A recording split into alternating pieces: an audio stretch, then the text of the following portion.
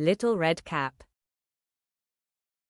Many years ago there lived a dear little girl who was beloved by everyone who knew her, but her grandmother was so very fond of her that she never felt she could think and do enough to please this dear granddaughter, and she presented the little girl with a red silk cap, which suited her so well, that she would never wear anything else, and so was called Little Red Cap.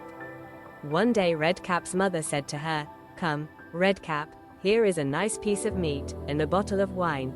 Take these to your grandmother, she is weak and ailing, and they will do her good. Be there before she gets up. Go quietly and carefully." The grandmother lived far away in the wood, a long walk from the village, and as Little Red Cap came among the trees she met a wolf, but she did not know what a wicked animal it was, and so she was not at all frightened. "Good morning, Little Red Cap," he said. "Thank you, Mr. Wolf," said she. "Where are you going so early, Little Red Cap?" "To my grandmother's," she answered. "And what are you carrying in that basket?" "Some wine and meat," she replied. "We baked the meat yesterday, so that grandmother, who is very weak, might have a nice strengthening meal." "And where does your grandmother live?" asked the wolf. "Oh, quite 20 minutes walk further in the forest. The cottage stands under 3 great oak trees, and close by are some nut bushes, by which you will at once know it." The wolf was thinking to himself, "She is a nice tender thing, and will taste better than the old woman. I must act cleverly, that I may make a meal of both." Presently he came up again to Little Red Cap, and said, "Just look at the beautiful flowers which grow around you. Why do you not look about you? I believe you don't hear how sweetly the birds are singing. You walk as if you were going to school. See how cheerful everything is about you in the forest." And Little Red Cap opened her eyes, and when she saw how the sunbeams glanced and danced through the trees, and what bright flowers were blooming in her path, she thought, "If I take my grandmother a fresh nosegay, she will be very much pleased, and it is so very early that I can, even then, get there in good time." And running into the forest, she looked about for flowers.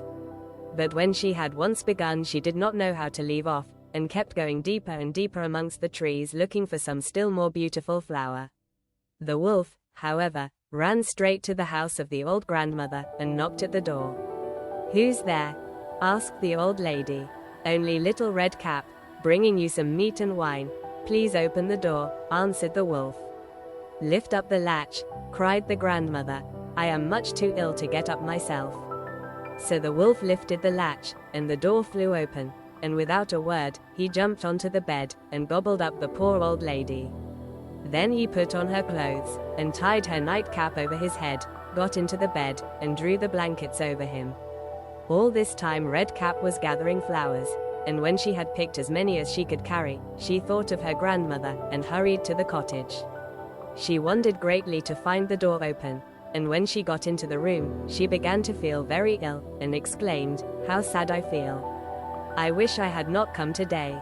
Then she said, "Good morning," but received no reply, so she went up to the bed, and drew back the curtains, and there lay her grandmother, as she imagined, with the cap drawn half over her eyes, and looking very fierce. "Oh, grandmother, what great ears you have," she said. "All the better to hear you with," was the reply. "And what great eyes you have, all the better to see you with. And what great hands you have, all the better to touch you with. But, grandmother, what very great teeth you have, all the better to eat you with." And hardly were the words spoken when the wolf made a jump out of bed, and swallowed up poor Little Red Cap also. As soon as the wolf had thus satisfied his hunger, he laid himself down again on the bed, and went to sleep and snored very loudly. A huntsman passing by overheard him, and said, "How loudly that old woman snores. I must see if anything is the matter." So he went into the cottage, and when he came to the bed, he saw the wolf sleeping in it. "What, are you here, you old rascal? I have been looking for you," exclaimed he, and taking up his gun, he shot the old wolf through the head.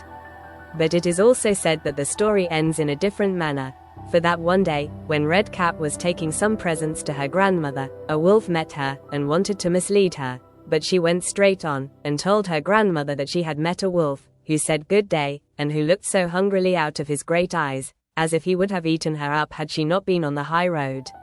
So her grandmother said, "We will shut the door, and then he cannot get in." Soon after, up came the wolf, who tapped and exclaimed, "I am Little Red Cap, grandmother, I have some roast meat for you." But they kept quite quiet, and did not open the door. So the wolf, after looking several times round the house, at last jumped on the roof, thinking to wait till Red Cap went home in the evening, and then to creep after her and eat her in the darkness. The old woman, however, saw what the villain intended. There stood before the door a large stone trough, and she said to Little Red Cap, "Take this bucket, dear. Yesterday I boiled some meat in this water, now pour it into the stone trough." Then the wolf sniffed the smell of the meat, and his mouth watered, and he wished very much to taste.